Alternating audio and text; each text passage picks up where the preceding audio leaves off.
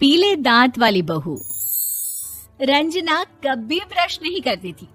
उसे कितनी बार उसके माँ बाप ने डांटा, लेकिन उसका कोई असर उस पर होता ही नहीं था, जिस कारण से उसके दांत पीले पीले हो जाते हैं। शादी के बाद अरे बहू, वैसे तो तुझ में कोई कमी नहीं है, पर तेरे दांत इतने पीले कैसे हैं बेटा? कैसे मतलब? कोई सर्जरी थोड़ी ना कराई है। वो तो क्या नाम, मैं ब्रश नहीं करती थी तो पीले हो गए। अब क्या करूं? आप कहें तो लाल करवा लूं या फिर काले? यार ये क्या है, क्यों माँ से लड़ रही हो? लड़ रही हूँ? अरे मैं लड़ रही हूँ या ये बोल रही है कि दांत पीले हैं, पीले। अरे तपस्या थोड़ी ना की है इन्हें पीले करने के लिए। बकायदा ब्रश नहीं किया है 20 साल तक, तब जाकर। छी, कैसी बात कर रही हो? ये उस वक्त तो पीले नहीं थे जब हम लोग तुम्हें देखने आए थे। अरे तब साफ करवा लिया होगा डेंटिस्ट के पास जाकर। अब देखो कैसे पीले पीले लग रहे हैं। रंजना सास की तरफ गुस्से से देखती है। फिर शुरू हो गई पीले पीले पीले।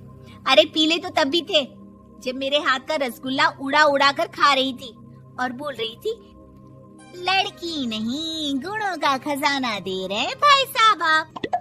खैर, अब वो लोग करते भी तो क्या करते, पीले दांत वाली बहू पल्ले पड़ी थी तो झेलना तो था ही।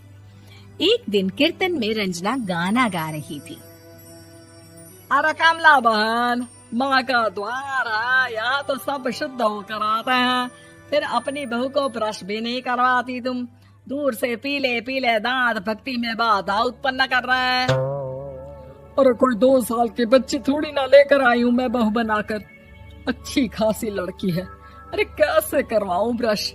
ये तो उसे खुद करना चाहिए ना। अब माँ बाप तो इसके जैसे तैसे निपटा दिए, ये नहीं सोचा कि सास कैसे संभालेगी। सास बहू को लेकर घर आ जाती है, लेकिन सोच लेती है कि अब इसे लेकर कहीं नहीं जाएगी।